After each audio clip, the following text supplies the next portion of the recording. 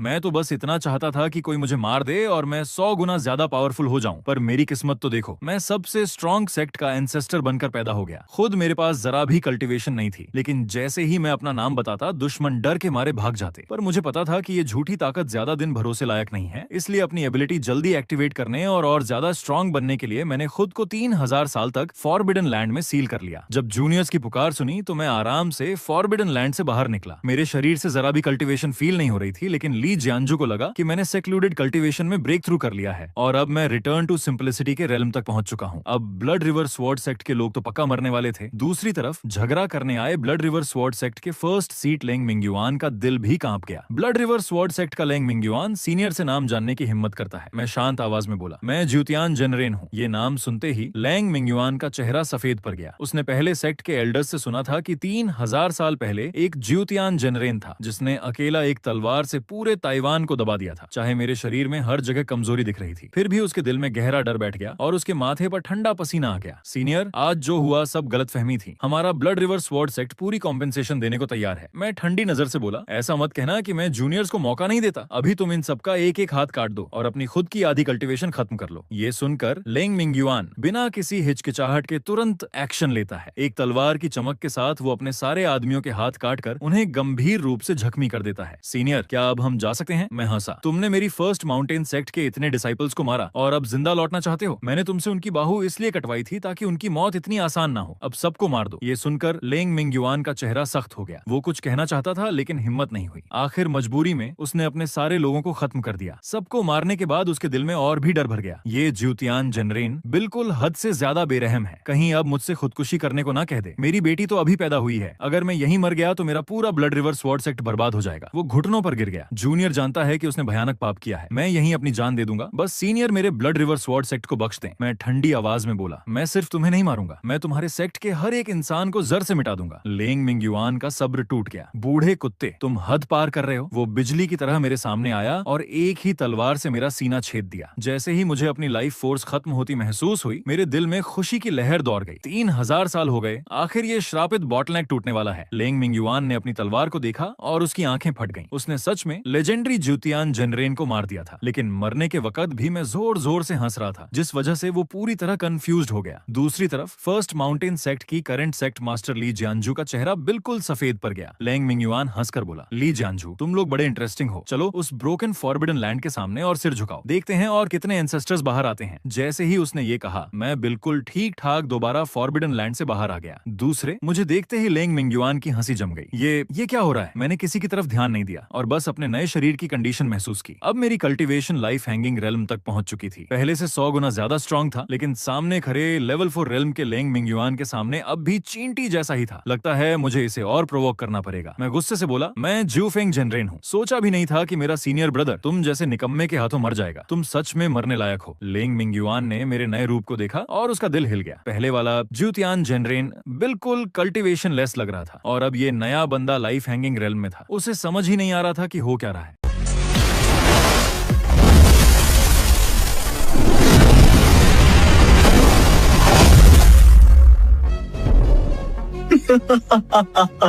ली जियांजू, तुम्हारे एंसेस्टर्स किस मिट्टी के बने हैं? इतने आसानी से मर जाते हैं? लगता है फर्स्ट माउंटेन सेक्ट वाकई गिर चुका है। जो एंसेस्टर्स बुला रहे हो सब बेकार निकले। जब लेंग मिंगयुआन मुझे फिर से मारने ही वाला था, तब मेरी एक और बॉडी सामने आ गई। इस बार मेरी कल्टीवेशन दाओ पैलेस रेलम तक पहुंच चुकी थी। मैं गरजा, तुमने मेरे 2 जूनियर ब्रदर्स को मारा है। तुम्हारी मौत तय है। Great wildness heaven imprisoning finger. ये सुनकर लेंग मिंगयुआन ने तुरंत सेक्ट का सीक्रेट ट्रेजर निकालकर डिफेंस एक्टिवेट कर दिया, लेकिन कुछ सेकंड्स बाद भी कोई अटैक नहीं आया। उसने सोचा फिर एक फेक एंसेस्टर ब्लफ कर रहा है। मैं ठंडी हंसी के साथ बोला, मेरा great wildness heaven imprisoning finger एक स्पिरिचुअल अटैक है। तुम पहले ही हिट हो चुके हो, बस तुम्हें पता नहीं। ये सुनते ही लेंग मिंगयुआन घबरा गया और तुरंत अपना स्पिरिचुअल सी चेक करने लगा। उसी पल मैंने अपनी सारी स्पिरिचुअल पावर एक उंगली में जमा करके आगे पॉइंट किया और सीधा उसके कंधे को छेद दिया। जख्मी लेंग मिंगयुआन गुस्से से पागल हो गया। उसने लगातार कई एरोज चला दिए और सीधा मुझे मार डाला। फिर जल्दी से अपने घाव हील करने लगा। साथ ही उसने ट्रांसमिशन जेड एक्टिवेट करके ब्लड रिवर स्वॉर्ड मास्टर को मैसेज भेजा।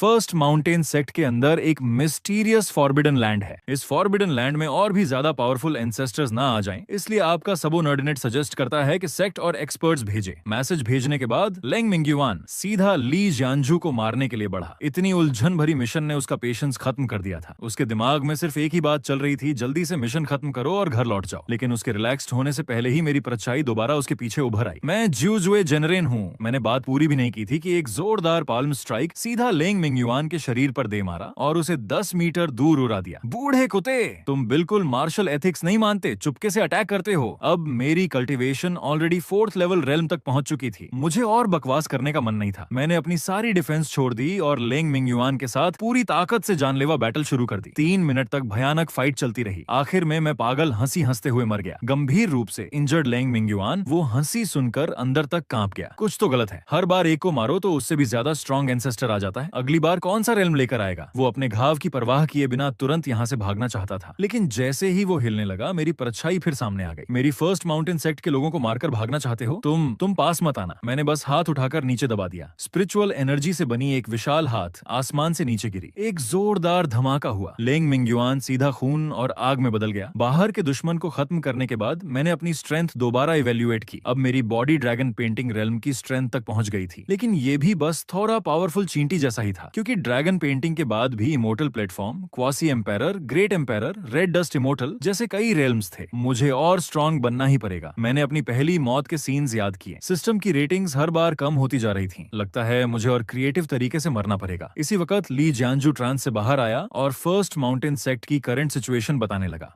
अब पूरी फर्स्ट माउंटेन सेक्ट में सिर्फ मैं ही बचा हूँ। सेक्ट का डिवाइन ट्रेजर हाउतियान मिरर बचाने के लिए ही मैं फॉरबिडन लैंड के गेट तक मदद मांगने आया था। ब्लड रिवर स्वॉर्ड सेक्ट का ancestor blood smoke master dragon painting 3rd layer में है। उनका मेन गोल हाउतियान मिरर पाना है। जब तक उन्हें वो नहीं मिलता, वो कभी पीछे नहीं हटेंगे। मैंने हाउतियान मिरर लेकर अपनी बाहों में रखा और सोचने लगा कि इस मौके को कैसे और ज्यादा ड्रामेटिक तरीके से मरने के लिए यूज करूं। इसी दौरान आसमान में एक विशाल फ्लाइंग शिप ने पूरे स्काई को ढक लिया और फर्स्ट माउंटेन सेक्ट की तरफ बढ़ने लगा। शिप के ऊपर ब्लड रिवर स्वॉर्ड सेक्ट का एंसेस्टर ब्लड स्मोक मास्टर खड़ा था। उसने लेंग मिंग्युआन का मैसेज पढ़ा और हल्का सा भौहें सिकोड़ी। फर्स्ट माउंटेन सेक्ट में अब भी एंसेस्टर्स जिंदा हैं, ये बात उसे हैरान कर रही थी। लेकिन उससे भी ज्यादा गुस्सा इस बात का था कि लेंग मिंग्युआन वहां मर गया। वो कोई आम डिसाइपल नहीं था। ब्लड स्मोक मास्टर ने उसे 100 सालों तक मेहनत से अपना रिप्लेसमेंट बॉडी बनाया था। जब उसकी लाइफ स्पैन खत्म होने वाली होती, तब वो उस बॉडी को पजेस कर लेता। लेकिन अब वो सीधा मर चुका था। ये सोचकर ब्लड स्मोक मास्टर की आंखें ठंडी हो गईं। उसने पास खड़े एल्डर से कहा, तुम्हारे जूनियर ब्रदर की मौत बहुत अफसोस की बात है। थोड़ी देर में जब मैं फर्स्ट माउंटेन सेक्ट के एंसेस्टर को मार दूंगा, तब तुम उसकी सारी लाइफ एसेंस अब्सॉर्ब कर लेना।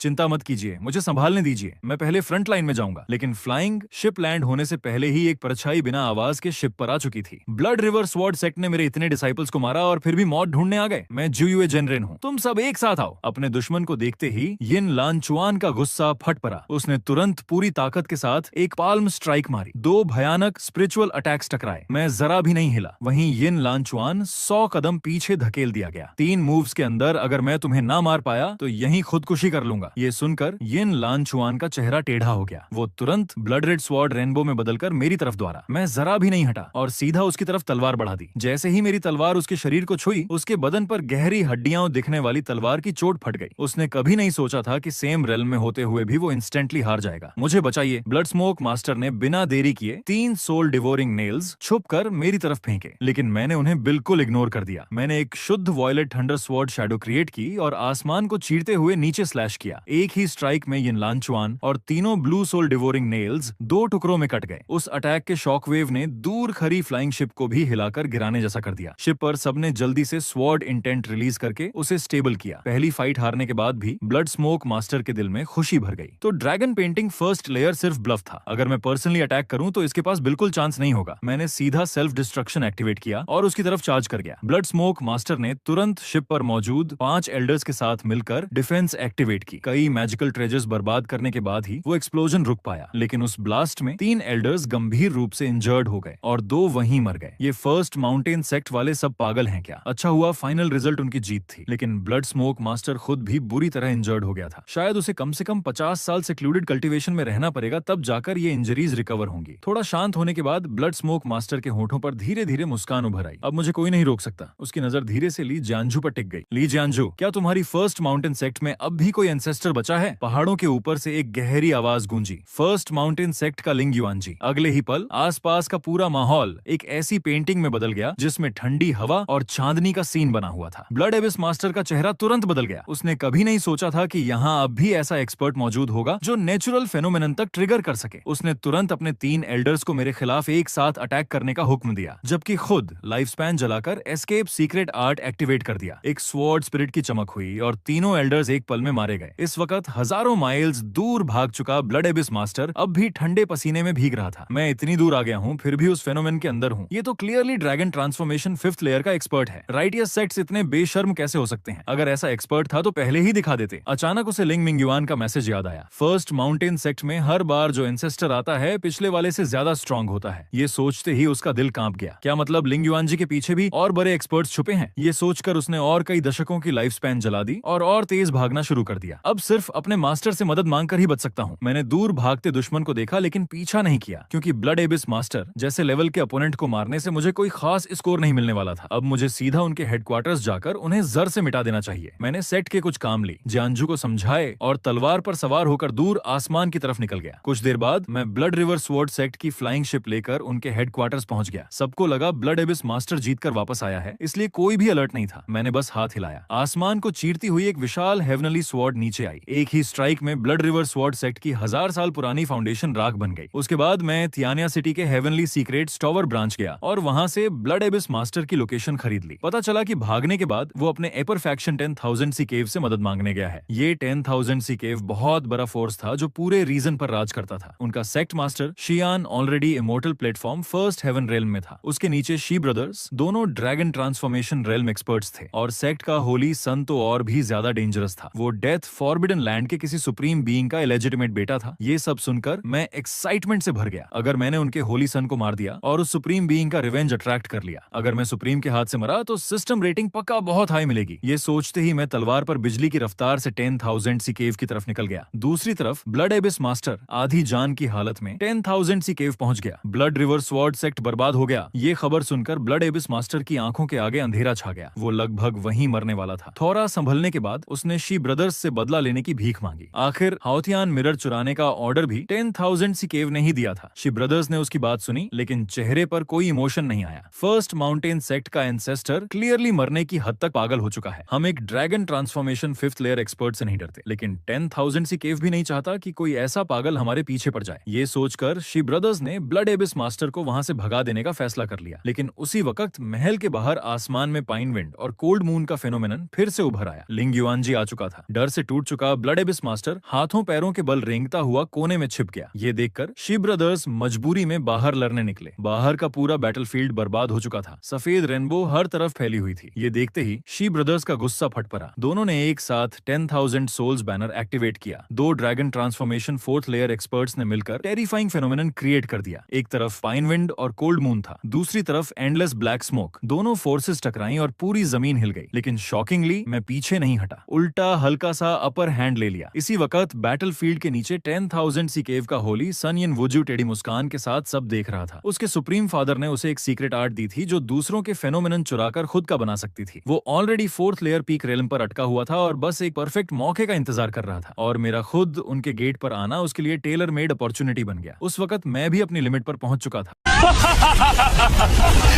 मैंने बिना झिझक सेल्फ डिस्ट्रक्शन एक्टिवेट कर दिया। पूरा फेनोमेनन तुरंत एंडलेस फ्लेम्स में बदल गया। ये देखकर शी ब्रदर्स ने जान बचाने के सारे मेथड्स एक्टिवेट कर दिए, लेकिन सिर्फ 4th रेल्म का यिन व्यूज्यू उस ब्लास्ट को नहीं झेल पाया। उसका शरीर सीधा टुकड़ों में उड़ गया। जब मशरूम क्लाउड धीरे धीरे खत्म हुआ तब क्लोज्ड कल्टीवेशन में बैठे सेक्ट मास्टर शियान भी जग गए। जब उन्होंने देखा कि उनका केयरफुली बिल्ट 10,000 सी केव पूरी तरह रुइंस बन चुका है तो उनका दिल टूट गया। सुप्रीम बीइंग का इलेजिटिमेट बेटा भी मर गया। मैं इस बात का जवाब कैसे दूंगा? सबसे बुरी बात यह थी कि इतना बड़ा डिजास्टर क्रिएट करने वाला दुश्मन खुद सेल्फ डिस्ट्रक्ट कर चुका था, और सारी मुसीबत लाने वाला ब्लड एबिस मास्टर तो बैटल शुरू होने से पहले ही भाग गया था। गुस्से से पागल शियान ने रुइंस में से मेरी बॉडी निकाली। मैं तुम्हारी लाश के टुकड़े टुकड़े कर दूंगा। लेकिन उसी वक्त उसने मेरी मौत से पहले वाली मुस्कान देख ली। तुम मरते वक्त हंस क्यों रहे थे? दूसरी तरफ मैं फिर फॉरबिडन लैंड से बाहर निकला। इस बार सिस्टम ने मेरी डेथ को A रैंक स्कोर दिया था और मेरी स्ट्रेंथ सीधा ड्रैगन ट्रांसफॉर्मेशन 8th लेयर तक पहुंच गई। नए एंसेस्टर को देखकर ली जियांजू को समझ समझ ही नहीं आया कि उसे खुश होना चाहिए या उदास। अगर उसका अंदाजा सही था तो लिंगयुआनजी एंसेस्टर शायद पहले ही गिर चुके थे। मेरी अगली बात ने उसके अंदाजे को कंफर्म कर दिया। उसके बाद मैं और वो मिलकर पहले वाले अपने ही वर्जन्स की श्रद्धांजलि देने गए। खुद को ही श्रद्धांजलि देना बहुत अजीब एहसास था। उसके बाद मैंने डिसाइड किया कि मुझे दोबारा 10,000 सी केव जाना चाहिए। दुश्मन के हमारे सेक्ट पर अटैक करने का वेट करने से बेटर था कि उनकी कमजोरी का फायदा उठाकर उन्हें खत्म कर दिया जाए। एंसेस्टर, क्या आप वापस आएंगे? मैंने पीछे मुड़कर नहीं देखा, बस हाथ हिलाया। मैं लौटूंगा, ये कहकर मैंने एक कदम आगे बढ़ाया और गायब हो गया। इसी दौरान तियानिया सिटी में 10,000 सी केव के टूटने की खबर पूरे रीजन में फैल गई थी। शहर में कई फ्री कल्टीवेटर्स आ चुके थे जो लूट और अपॉर्चुनिटीज लेने आए थे। कुछ ही देर में 10,000 सी केव के अंदर हर जगह बैटल्स होने लगी। शी ब्रदर्स बहुत गुस्से में थे लेकिन कुछ कर नहीं सकते थे। पिछली बैटल में वो बुरी तरह इंजर्ड हो चुके थे और सेक्ट मास्टर भी अपने वुंड्स हील करने के लिए दोबारा सेक्लूडेड कल्टीवेशन में चला गया था। करंट सिचुएशन को संभालने के लिए उन्होंने सेक्ट फॉरबिडन लैंड में सील्ड मॉन्स्टर को रिलीज करने का प्लान बनाया, लेकिन सील खुलने से पहले ही मैं 10,000 सी केव के अंदर घुस गया। मेरे हाथों में विंड और थंडर की पावर चमक रही थी। ड्रैगन ट्रांसफॉर्मेशन, एथ हेवन की कल्टीवेशन पूरी तरह फूट पड़ी और एक के बाद एक टेरिफाइंग फेनोमेनन अटैक्स सीधा शियान के सेक्लूडेड कल्टीवेशन एरिया पर बरसने लगे। मुझे अटैक करता देख जो फ्री कल्टीवेटर्स पहले सिर्फ देख रहे थे वो भी तुरंत बैटल में कूद पड़े। सबको डर था कि अगर देर हुई तो अपॉर्चुनिटीज और ट्रेजर्स कोई और लूट लेगा। शी ब्रदर्स और एल्डर्स ने पूरी जान लगाकर डिफेंस मेंटेन करने की कोशिश की, लेकिन जल्दी में बनाया गया सेक्ट प्रोटेक्शन फॉर्मेशन पल भर में टूट गया। शियान का सेक्लूडेड कल्टीवेशन एरिया भी एक्सप्लोजन से गिर गया। तभी शियान ने अचानक आंखें खोली। इमोर्टल प्लेटफॉर्म रेल्म एक्सपर्ट की टेरिफाइंग ऑरा फूट पड़ी। एक गहरी स्पिरिचुअल एनर्जी मेरी विंड थंडर फेनोमेनन से टकराई और 10,000 सी केव को उस डेवास्टेटिंग अटैक से बचा लिया। लेकिन हीलिंग के बीच में डिस्टर्ब होने की वजह से शियान की इंजरीज और सीरियस हो गई। उसकी कल्टीवेशन धीरे धीरे ड्रैगन ट्रांसफॉर्मेशन पीक की तरफ गिरने लगी। ये देखकर मेरे दिल में खुशी भर गई। मैंने दोबारा एक और विंड थंडर अटैक चला दिया। इस बार मुश्किल से अटैक रोकने के बाद शियान पूरी तरह टूट गया। वो कुछ कदम पीछे हटा और एक घुटने पर गिर गया। मैंने तुरंत चिल्लाकर कहा, इस डेविल को मैं रोकता हूँ। तुम लोग अगर 10,000 सी केव के ट्रेजर्स चाहते हो तो अभी जाकर लूट लो, डेमंस को खत्म करो। एक के बाद एक चीखों के साथ अनेक फ्री कल्टीवेटर्स एक साथ टूट पड़े। इसी वक्त 10,000 सी केव के अंदर दो और फिगर्स दिखाई दिए। ये नाइन नीदर अलायंस के एल्डर्स थे जो सिचुएशन चेक करने आए थे। हालांकि नाइन नीदर अलायंस 10,000 सी केव का अपर सेक्ट था, लेकिन वो लोग बचाने नहीं आए थे। उनका प्लान यूजफुल ट्रेजर्स लूट कर ले जाना था। उन्होंने डिवाइन सेंस फैलाया और जल्दी ही देख लिया कि शी ब्रदर्स एक फॉरबिडन एरिया में छुपे हुए पुरानी सील खोल रहे हैं। जैसे ही सील खुली, एक ऐसी ब्लैक फॉग बाहर निकली जिसे देखकर ही रूह कांप जाए। पल भर में आसपास के सारे कल्टीवेटर्स मर गए। शी ब्रदर्स भी उस मॉन्स्टर की सैक्रिफाइस बन गए। दूसरी तरफ आसमान में मैं अपनी जान दांव पर लगाकर शियान पर अटैक करता रहा। आखिर एक टेरिफाइंग विंड थंडर स्ट्राइक ने उसे सीधा जमीन में गाड़ दिया। इमोर्टल प्लेटफॉर्म रेल्म एक्सपर्ट की ऑरा ने तुरंत ब्लैक फॉग का अटेंशन खींच लिया। जब शियान ने मुड़कर ब्लैक फॉग को देखा तब तक बहुत देर हो चुकी थी। गंभीर रूप से इंजर्ड होने की वजह से वो ब्लैक फॉग का रेजिस्टेंस नहीं कर पाया। अगली ही सेकंड वो स्ट्रेंज ब्लैक फॉग उसके शरीर के अंदर घुस गई। लिंगदाओजी, ये मत समझना कि तुम जीत गए हो। 10,000 सी केव के ऊपर अब भी 9 नीदर अलायंस है। तुम और मैं दोनों बस चींटियां हैं। ये कहकर जमीन के नीचे से बहुत सारी ब्लैक स्मोक फूट निकली। कई फ्री कल्टीवेटर्स जो भाग नहीं पाए तुरंत उस ब्लैक फॉग का शिकार हो गए। बस थोड़ी सी ब्लैक फॉग टच होते ही लोग वहीं मर रहे थे। कुछ ही पल में पूरी जमीन चीखों और लाशों से भर गई। बूढ़े आदमी, तुम बहुत थक चुके लगते हो, मेरे सामने झुक जाओ, मैं तुम्हें एंडलेस लाइफ स्पैन दे सकता हूँ। मैंने इस नए एनिमी को देखा और मेरे दिल में एक्साइटमेंट भर गई, क्योंकि मुझे महसूस हुआ कि जो पावर मुझे इनफाइनाइट रिवाइवल देती है वो इन डेमंस के बिल्कुल अपोजिट नेचर की है। अगर मैं इन डेमंस को मार दूं तो सिस्टम रेटिंग पक्का बहुत हाई मिलेगी। ये सोचकर मेरी आंखें चमक उठी। मैंने मुस्कुराकर कहा, एंडलेस लाइफ स्पैन में मेरी कोई इंटरेस्ट नहीं। ये कहकर मैंने दोबारा विंड और थंडर गैदर की और अकेला ही ब्लैक फॉग से घिरे डेमन की तरफ चार्ज कर गया। नीचे भाग रहे फ्री कल्टीवेटर्स ये सीन देखकर रुक गए। फर्स्ट माउंटेन सेक्ट के एंसेस्टर लिंगदाओस जी, तुम्हारा एहसान हम कभी नहीं भूलेंगे। ह्यूमन और डेमंस एक साथ कभी नहीं रह सकते। लिंगदाओस जी आज सच में ह्यूमैनिटी का हीरो है। आज से मैं फर्स्ट माउंटेन सेक्ट का डिसाइपल हूँ। फर्स्ट माउंटेन सेक्ट का दुश्मन मेरा दुश्मन है। चाहे 9 नीदर अलायंस को ऑफेंड करना पड़े, हमें कोई परवाह नहीं।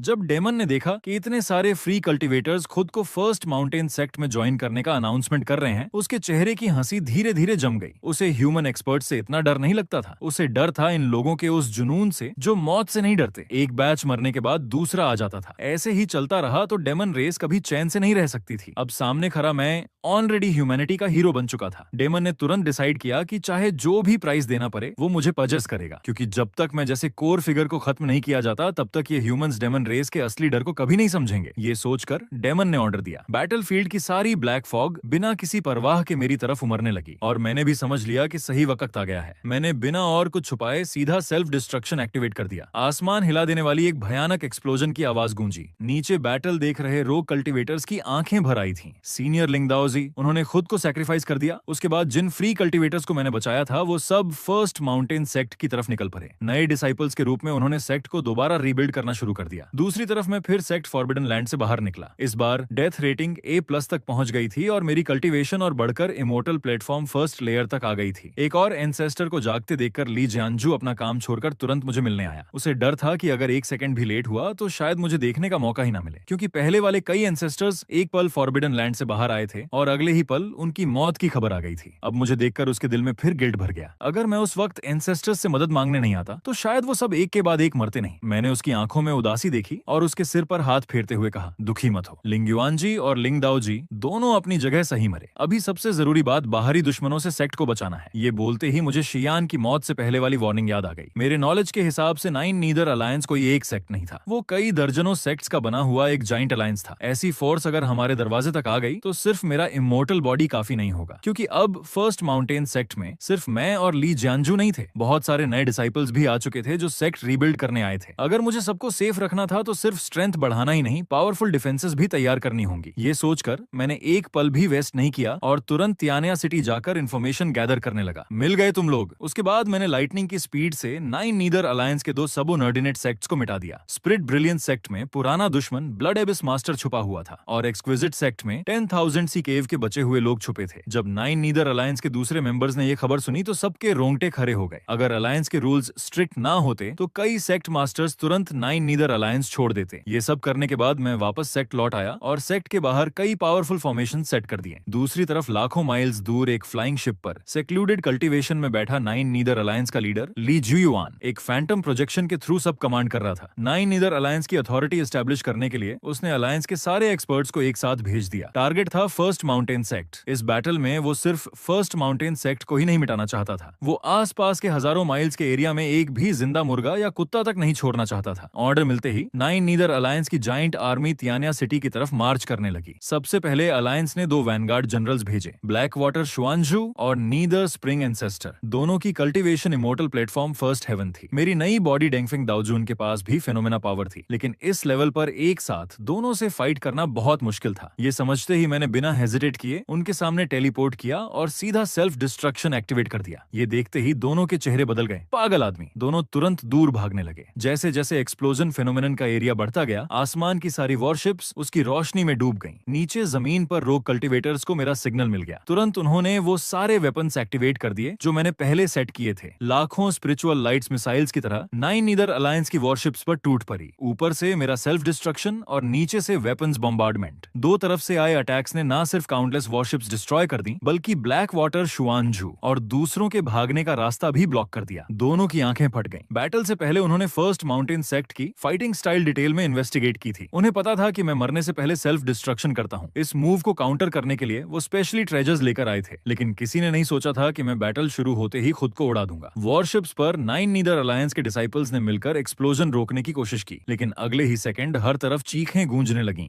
दोनों वैनगार्ड एंसेस्टर्स बुरी तरह इंजर्ड हो गए। 3000 वॉरशिप्स में से सिर्फ 100 से भी कम बची। एक्सप्लोजन खत्म होने के बाद नीदर स्प्रिंग एंसेस्टर और ब्लैक वाटर शुआनजू गुस्से से दांत पीसने लगे। ये बैटल जीतकर भी वो इतनी बुरी हालत में पहुंच गए थे। उसके बाद दोनों अपने इंजर्ड बॉडीज घसीटते हुए फर्स्ट माउंटेन सेक्ट के अंदर उतरे। अगर उस बूढ़े मॉन्स्टर को नहीं मार सकते तो तुम जैसे चींटियों को ही सैक्रिफाइस बना देते हैं। अभी अभी ड्रैगन ट्रांसफॉर्मेशन रेल में एंटर हुआ ली जियांजू उनके सामने खड़ा हो गया। वो फॉरबिडन लैंड के लिए बस कुछ सेकंड्स खरीदना चाहता था, क्योंकि उसे पता था कि अगर सब नॉर्मल रहा तो एक नया एंसेस्टर फिर जागने वाला है। जैसे ही ये थॉट उसके दिमाग में आया, फॉरबिडन लैंड के अंदर से एक इनविजिबल प्रेशर फूट निकला। मैं फॉरबिडन लैंड से बाहर निकला और अपनी बॉडी के चेंजेस फील करने लगा। क्योंकि इस बार मैंने सेल्फ डिस्ट्रक्शन बहुत कैजुअली किया था, इसलिए डेथ रेटिंग सिर्फ B+ मिली थी। कल्टीवेशन भी बस थोड़ी सी ही बड़ी थी, लेकिन फिर भी नीदर स्प्रिंग एंसेस्टर और दूसरे लोग कांप गए। पहले वो सिर्फ सुनते आए थे कि फर्स्ट माउंटेन सेक्ट के एंसेस्टर्स कभी खत्म नहीं होते। आज उन्होंने खुद अपनी आंखों से देख लिया। जब मैंने अपना नाम शुआनदेंगजी बताया, दोनों के दिल डूब गए। फर्स्ट माउंटेन सेक्ट की जनरेशंस के हिसाब से देखा जाए तो मेरे सामने वाला रैंक डेंगफेंग दाओजुन से भी ऊपर था। अगर डायरेक्टली फाइट हुई तो जीतने का चांस बहुत कम था। ये समझकर नीदर स्प्रिंग एंसेस्टर ने एक रिस्पेक्टफुल सैल्यूट दिया और मुस्कुराकर बोला, समझदार आदमी वक्त पे सही डिसीजन लेता है। अगर आप 9 नीदर अलायंस ज्वाइन कर लें तो अलायंस आपको 1000 ईयर लाइफ स्पैन फ्रूट्स देगा। आपकी लाइफ स्पैन बढ़ जाएगी। आगे चलकर आप ग्रेट कल्टीवेटर बन सकते हैं, सेंट रेल्म क्रॉस कर सकते हैं, शायद क्वासी एम्पायर तक भी पहुंच जाए। उसकी बात सुनकर मैंने कोई जवाब नहीं दिया। मैंने सीधा फॉरबिडन अल्टीमेट टेक्निक रिलीज कर दी, बुद्धा लाइट इल्यूमिनेट्स ऑनल। दोनों लोग अपने लाइफ सेविंग ट्रेजर्स निकाल भी नहीं पाए थे कि उनकी ऑलरेडी इंजर्ड बॉडीज उस टेरिफाइंग होली लाइट में जलकर कोयला बन गई। आसपास कोई और एनिमी ना देखकर मैंने शांत होकर ब्रीदिंग रेगुलेट की और रिफाइनिंग शुरू कर दी। जब से मैं फर्स्ट माउंटेन सेक्ट का बदला लेने के लिए माउंटेन से बाहर निकला था, तब से मैंने हजारों नहीं बल्कि लाखों एनिमीज मार दिए थे। ऐसे ही उनकी सोल्स वेस्ट हो जाना बहुत अफसोस की बात थी। अच्छा हुआ कि मेरी इस बार की नई बॉडी शुआनदेंगजी आर्टिफैक्ट्स रिफाइन करने में सबसे स्किल्ड थी। इसलिए मैंने डिसाइड किया कि फर्स्ट माउंटेन सेक्ट के लिए एक डिवाइन ट्रेजर बनाया जाए। सबके सामने एक काले धुएं से घिरी फ्लैग मेरे हाथों में धीरे धीरे शेप लेने लगी। आखिर में मैंने ब्लैक वाटर शुआनजू और नीदर स्प्रिंग एंसेस्टर की सोल्स भी उसमें डाल दी। एक दर्दनाक चीख गूंज उठी। इसका नाम होगा ह्यूमन एम्पायर फ्लैग। दूसरी तरफ 9 नीदर अलायंस की मेन वॉरशिप पर जब अलायंस लीडर ली जियू को पता चला कि दोनों वैनगार्ड मर चुके हैं, उसका चेहरा बदल गया। एक छोटा सा माउंटेन सेक्ट इतना ट्रबलसम कैसे हो सकता है? उसने तुरंत और मैन पावर भेजी। शुआनजी मैडम और तियानजू मैडम को ऑर्डर दिया गया कि वो 10 नए इमोर्टल प्लेटफॉर्म एल्डर्स के साथ बैटल ज्वाइन करें। इधर रिफाइनिंग खत्म करने के बाद मैंने थोड़ी देर रेस्ट की और ह्यूमन एम्पायर फ्लैग लेकर आसमान में पहुंच गया। तब तक शुआनजी मैडम और तियानजू मैडम भी बैटलफील्ड में आ चुकी थी। उन्होंने मेरी कल्टीवेशन देखी, जो सिर्फ immortal platform first heaven initial stage थी। दोनों ने एक दूसरे की तरफ देखा। वो बहुत कंफ्यूज्ड थी। ब्लैक वाटर और नीडर स्प्रिंग दोनों इमोर्टल प्लेटफॉर्म बेसीमॉड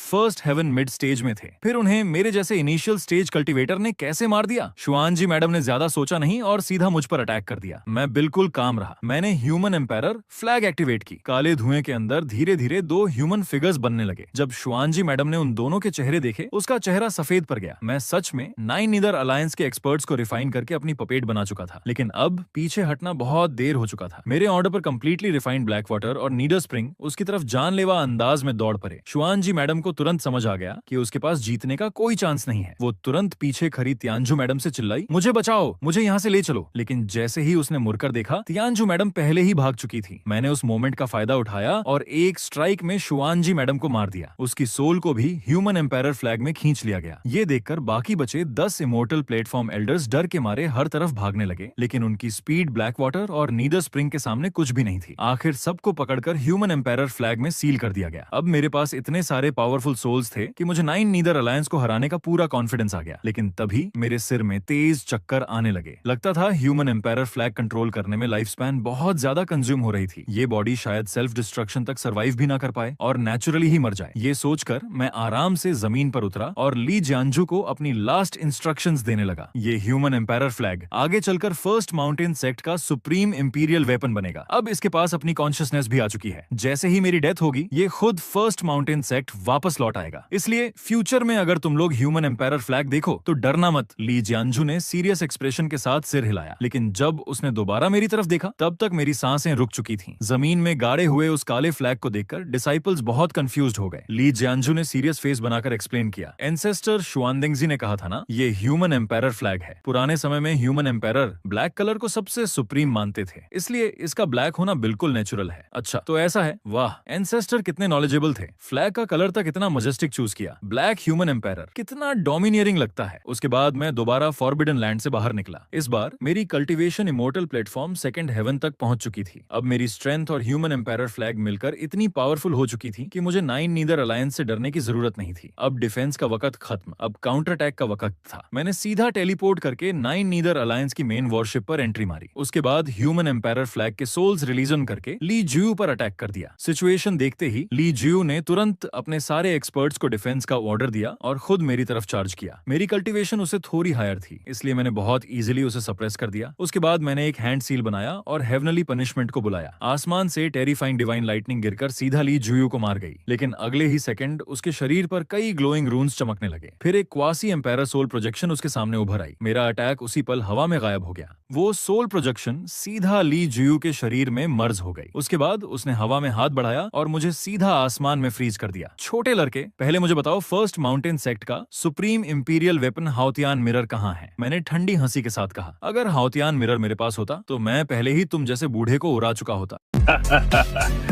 मेरी बात सुनकर क्वासी एम्पायरर जोर से हंस पड़ा। बहुत सालों बाद किसी ने मुझसे इस तरह बात करने की हिम्मत की है। तुम पहले इंसान हो। मैंने मुस्कुराकर जवाब दिया, चिंता मत करो, आगे और भी बहुत मिलेंगे। मेरे चेहरे पर एक खुलकर हंसी उभर आई और मैंने सीधा सेल्फ डिस्ट्रक्शन एक्टिवेट कर दिया। लेकिन क्वासी एम्पायरर के डोमेन के अंदर मेरा सेल्फ डिस्ट्रक्शन जरा सी डिस्टर्बेंस भी नहीं ला पाया। ये चींटी सच नहीं बताना चाहती तो फिर मैं खुद सर्च कर लेता हूँ। उसने तुरंत एक terrifying divine sense first mountain sect की तरफ भेजी, लेकिन अगले ही सेकंड क्वासी एम्पायरर खुद स्टंड रह गया। ये क्या? फॉरबिडन लैंड के अंदर अचानक एक और इंसान कैसे आ गया? दूसरी तरफ मैं फिर फॉरबिडन लैंड से बाहर निकला। इस बार क्वासी एम्पायरर के हाथों मरने की वजह से मुझे एस ग्रेड रेटिंग मिली थी। मेरी cultivation directly grade power 6th layer तक पहुंच गई। हालांकि ये स्ट्रेंथ अब भी क्वासी एम्पायरर के सामने कुछ नहीं थी, लेकिन अगर मैं लगातार मरता रहा तो एक दिन जरूर क्वासी एम्पायरर से भी स्ट्रांग बन जाऊंगा। ये सोचकर मैंने जोर से चीख मारी और ह्यूमन एम्पायरर फ्लैग लहराते हुए सीधा आसमान की तरफ क्वासी एम्पायरर सोल प्रोजेक्शन पर चार्ज कर दिया। लेकिन